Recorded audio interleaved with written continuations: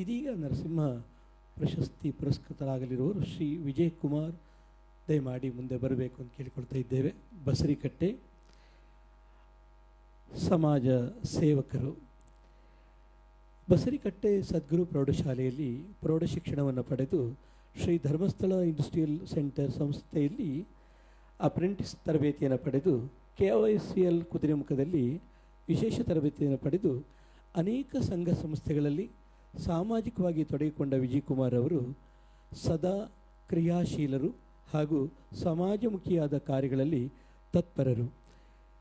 Block ಕಾಂಗ್ರೆಸ್ಸಿನ ಕಾರ್ಯದರ್ಶಿಯಾಗಿ ಹಾಗೆ ತಾಲೂಕ್ ಗ್ಯಾರಂಟಿ ಸಮಿತಿಯ ಸದಸ್ಯರಾಗಿ ಶ್ರೀ ಮಹಾಗಣಪತಿ ದೇವಸ್ಥಾನ ಬಸರಿಕಟ್ಟೆ ಇದರ ಕಮಿಟಿಯ ಉಪಾಧ್ಯಕ್ಷರಾಗಿ ಸುವರ್ಣ ಅದ್ದೂರಿ ರಾಜ್ಯೋತ್ಸವ ಆಚರಣಾ ಸಮಿತಿಯ ಅಧ್ಯಕ್ಷರಾಗಿ ಶ್ರೀ ವಿದ್ಯಾಗಣಪತಿ ಉತ್ಸವ ಸಮಿತಿಯ ಅಧ್ಯಕ್ಷರಾಗಿ ಹೀಗೆ ವಿಭಿನ್ನವಾಗಿ ತೊಡಗಿಸಿಕೊಂಡು ಎಲ್ಲರಿಗೂ ಪರಿಚಿತರಾಗಿರುವಂಥ ವಿಜಯ್ ಕುಮಾರ್ ಅವರು ಗ್ರಾಮ ಪಂಚಾಯಿತಿ ಅಧ್ಯಕ್ಷರಾಗಿದ್ದ ಕಾಲದಲ್ಲಿ ಜಿಲ್ಲೆಯಲ್ಲಿ ಅತಿ ಹೆಚ್ಚು ಆಶ್ರಯ ಮನೆಗಳನ್ನು ನಿರ್ಮಾಣ ಮಾಡಿದ ಹಿರಿತನ ಇವರದ್ದು. ವಿಜಯ್ ಕುಮಾರ್ ಅವರ ವಿಜಯ ಯಾತ್ರೆ ನಿರಂತರವಾಗಲಿ ಎಂಬ ಶುಭಾಶಯದೊಂದಿಗೆ ಪರಮ ಪೂಜ್ಯರ ಅಮೃತ ಹಸ್ತದಿಂದ ಅನುಗ್ರಹ ಪೂರ್ವಕ ಸಮ್ಮಾನ ಗೌರವಾರ್ಪಣೆ. ನರಸಿಂಹ ಅನುಗ್ರಹ ಪ್ರಶಸ್ತಿ ಪ್ರದಾನ.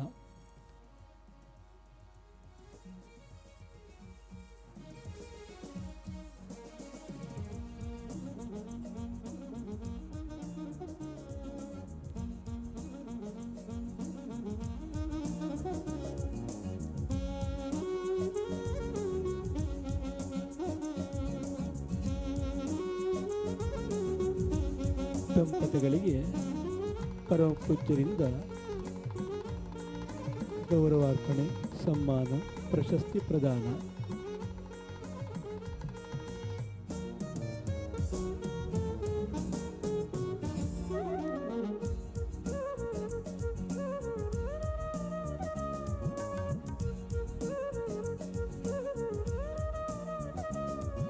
ತಮ್ಮ ಸಾಧನಯಾನ ಜೀವನಯಾನ ಸುಗಮವಾಗಿ ಸುಸಂಪನ್ನಗೊಳ್ಳಲಿ ಎಂಬ ಶುಭ ಹಾರೈಕೆಯೊಂದಿಗೆ ಹಾರ್ದಿಕವಾದ ಅಭಿನಂದನೆಗಳನ್ನು ಸಲ್ಲಿಸ್ತಾ ಇದ್ದೇವೆ.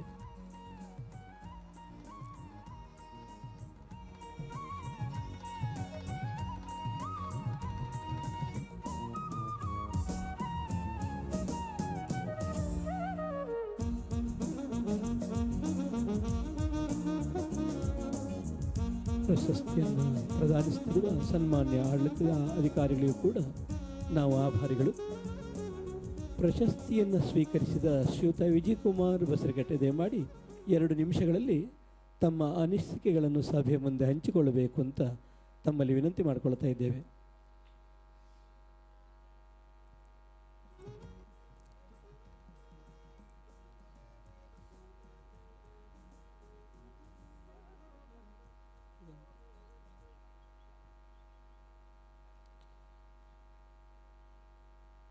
ಬನ್ನಿ.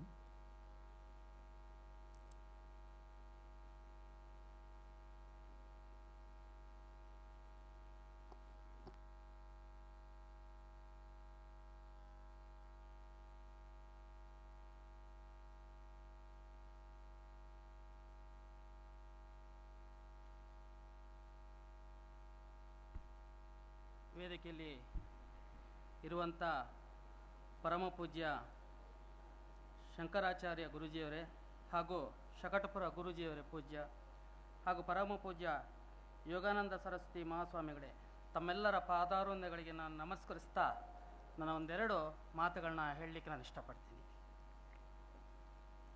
ನಾನು ಮೊಟ್ಟ ಮೊದಲನೇದಾಗಿ ಶೃಂಗೇರಿ ಕ್ಷೇತ್ರವನ್ನು ದೇವರ ನಾಡು ಅಂತ ನಾನು ತಿಳ್ಕೊಂಡಿದ್ದೀನಿ. ಬಹುಶಃ ಇಡೀ ಕರ್ನಾಟಕದಲ್ಲಿ ನೀವು ಯಾವುದೇ ಕ್ಷೇತ್ರಕ್ಕೆ ಹೋದರೂ ಸಹ ಇಷ್ಟು ಮಠ ಮಂದಿರಗಳು ಯಾವ ಕ್ಷೇತ್ರದಲ್ಲೂ ಇಲ್ಲ. ಅಷ್ಟ ದಿಕ್ಕಿಂದಲೂ ಸಹ ನಮಗೆ ಪೂಜ್ಯರ ಒಂದು ಶಕ್ತಿ ನಮ್ಮ ಕ್ಷೇತ್ರದಲ್ಲಿದೆ. ಹಾಗಾಗಿ ನಾವು ಇಲ್ಲಿ ಜನಿಸಿ ಇಲ್ಲಿ ವಾಸ ಮಾಡುವಂಥವರು ಬಹಳ ಪುಣ್ಯವಂತರು ಅಂಥೇಳಿ ನನ್ನ ವೈಯಕ್ತಿಕ ಅಭಿಪ್ರಾಯ. ಅದೇ ರೀತಿ ಈ ದಿನದ ಪೂಜ್ಯರ ದಿವ್ಯ ಸಾನ್ನಿಧ್ಯದಲ್ಲಿ ಸಾಮರಸ್ಯ ಮತ್ತು ಸಮಾಜ ಹಿತ ಅನ್ನುವ ಮೊದಲ ಒಂದು ಸ್ಲೋಗನ್ ಇದೆ. ಅದರ ಬಗ್ಗೆ 2 ಮಾತಾಡ್ತೀನಿ. ಅದ್ರ ಮುಂಚೆ ಇಲ್ಲಿ ನನಗೆ ಸಹಕಾರ ನೀಡಿದಂಥ ಇಲ್ಲಿಯ ಅಡ್ಮಿನ್ರವರು ಹಾಗೂ ಈ ಕಮಿಟಿಯ ಎಲ್ಲ ಅಧ್ಯಕ್ಷರುಗಳು ಹಾಗೂ ಕಾರ್ಯಕರ್ತರು ಹಾಗೂ ಇಲ್ಲಿ ನೆರೆದಿರುವ ಎಲ್ಲ ಬಂಧುಗಳು, ಇವರಿಗೆಲ್ಲರಿಗೂ ನನ್ನ ಗೌರವಪೂರ್ವಕ ನಮನಗಳನ್ನ ಸಲ್ಲಿಸಿ ನನ್ನ ಮಾತನ್ನು ಮುಂದುವರಿಸ್ತೀನಿ. ಸನಾತನ ಧರ್ಮ ಬಹುಶಃ ನಮ್ಮ ಭಾರತ ಇತಿಹಾಸದಲ್ಲಿ ಸನಾತನ ಧರ್ಮದಲ್ಲಿ ಧರ್ಮಕ್ಕಾಗಿ ಹಾಗೂ ಸಮಾಜ ಸೇವೆಗಾಗಿ ಶಂಕರಾಚಾರ್ಯ ಪರಂಪರೆ ಮೊದಲಿಂದಲೂ ತುಂಬ ಪ್ರಸಿದ್ಧಿಯನ್ನು ಹೊಂದಿದೆ. ಅದೇ ರೀತಿ ನಮ್ಮ ಶ್ರೀ ಕ್ಷೇತ್ರದ ಶಂಕರಾಚಾರ್ಯ ಸ್ವಾಮೀಜಿಗಳು 20 ವರ್ಷದ ಹಿಂದೆ ಪೀಠಾರೋಹಣ ಆದಾಗ ನಾನು ಸಹ ಇಲ್ಲಿ ಬಂದಿದ್ದೆ. ಅವರು ಪೀಠಾರೋಹಣ ಆದ ನಂತರ ಈ ಸಮಾಜದಲ್ಲಿ ಕಟ್ಟ ಕಡೆಯ ವ್ಯಕ್ತಿ ಸಹ ಸ್ವಾಮಿಗಳ ಬಗ್ಗೆ ಒಂದು ಹೆಸರು ಹೇಳಿದರೆ ಒಂದು ಗೌರವ ಕೊಟ್ಟು ಅಲ್ಲೇ ಎದ್ದು ನಿಲ್ಲುವಂಥ ಒಂದು ಶಕ್ತಿಯನ್ನು ತುಂಬಿದ್ದಾರೆ. ಅವರಿಗೆ ನಾನು ಕಳಕಳಿಯಾಗಿ ವಿನಮ್ರವಾಗಿ ನಮಿಸ್ತೀನಿ. ಯಾಕಂದರೆ ಸನಾತನ ಧರ್ಮಕ್ಕೆ ಇವತ್ತು ನಾನೇನು ಹೇಳಲಿಕ್ಕೆ ಹೋಗೋದಿಲ್ಲ. ಕೆಲವರು ಪರವಾಗಿ ಮಾತಾಡ್ತಾರೆ, ಕೆಲವರು ವಿರುದ್ಧವಾಗಿ ಮಾತಾಡ್ತಾರೆ. ಒಟ್ಟಿನಲ್ಲಿ ಚರ್ಚಾ ವ್ಯವಸ್ಥೆಯಲ್ಲಿದೆ.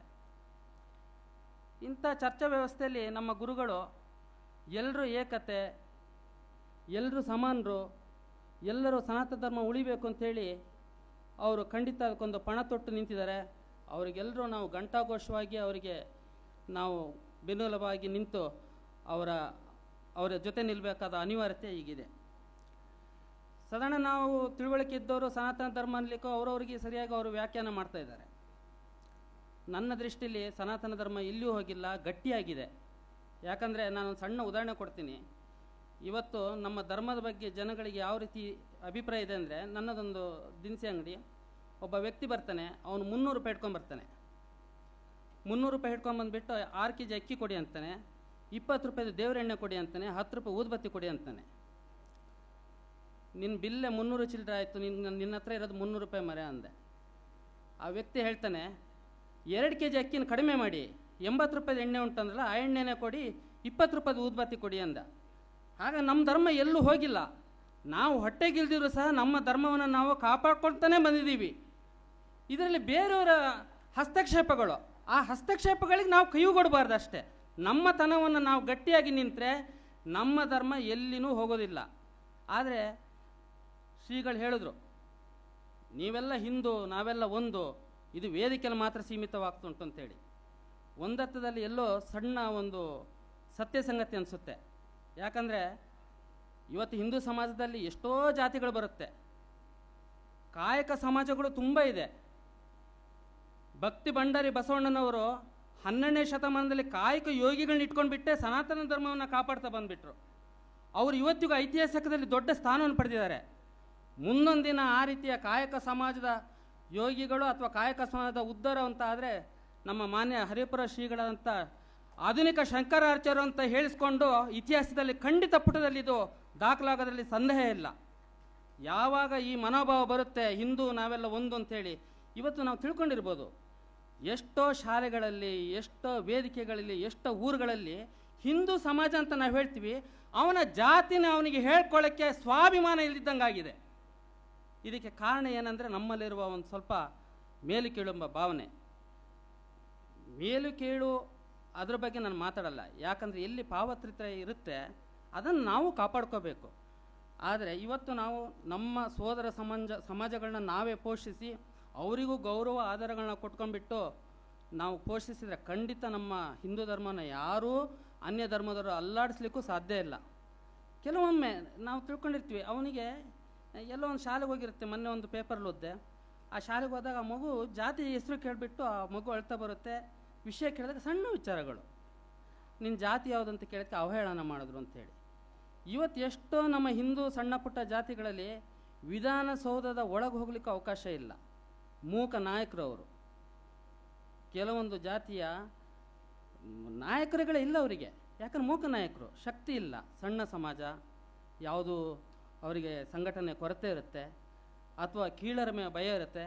ಅಂಥ ಸಮಯದಲ್ಲಿ ಈ ನಮ್ಮಂಥ ಶ್ರೀಗಳು ಅವರಿಗೆ ಉತ್ತೇಜನ ಕೊಟ್ಟು ಯಾರು ಕೀಳಲ್ಲ, ಯಾರು ಮೇಲಲ್ಲ, ಎಲ್ಲರೂ ಮಾನವರು, ಎಲ್ಲರೂ ಶಿವನ ಪುತ್ರರು ಅಂತ ಹೇಳಿ ಉತ್ತಮ ಸಂದೇಶ ಕೊಟ್ಟು ಈ ಸಮಯದಲ್ಲಿ ಕರೆದು ನನಗೆ ಆಶೀರ್ವಾದ ಮಾಡಿದಂಥ ಅವರಿಗೆ ನಮಸ್ಕರಿಸ್ತಾ, ನನಗೆ ಮಾತಾಡಲಿಕ್ಕೆ ತಮಗೆಲ್ಲರಿಗೂ ಅವಕಾಶ ಕೊಟ್ಟಂಥ ತಮಗೆಲ್ಲರಿಗೂ ಹೊಂದಿಸ್ತಾ ನಾನು ನಮ್ಮ ಮಾತನ್ನು ಮುಗಿಸ್ತೀನಿ.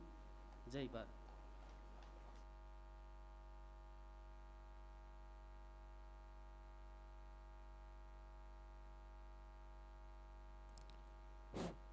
ಸನಾತನ ಧರ್ಮದ ಬಗೆಗಿನ ತಮ್ಮ ಒಲವು, ತಮ್ಮ ಗಟ್ಟಿಯಾದ ನಿಲುವು ಹಾಗೂ ಗಟ್ಟಿಯಾದ ಧ್ವನಿ ಕೇಳಿ ಸಂತೋಷವೇ. ತಮ್ಮ ಈ ಸ್ಫೂರ್ತಿದಾಯಕ ಮಾತುಗಳಿಗೆ ನಾವು ಆಭಾರಿಗಳು. ಶುಭಾಶಯಗಳು.